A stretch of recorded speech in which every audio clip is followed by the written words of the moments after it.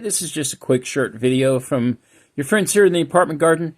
I am going to show you real quick my method for making my dried herb mix, which I keep by the kitchen.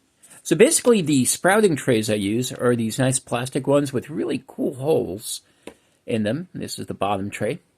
So I have a spare set. When I am doing about my garden, I will just pick leaves that are getting dry and I will put them in here. Then, if you take off some of the stems and stuff, and you just rub it across the square grating, by naturally just rubbing it, and you let the leaves dry, of course, for a day or two. And you just rub it, keep rubbing it. I know, slightly interesting sounding. If you do that enough, you will wind up with very nice shaved herbs.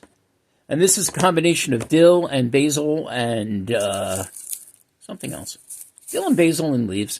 Nice edible leaves. Again, real quick way for making a herb mix using your sprouting trays holes as a grater. And you can run it through a second pass and get a little finer grate. But no fuss, no muss. Uses only what you got, so it saves time and effort. You don't buy unitaskers, which, as Alton Brown always says, not good.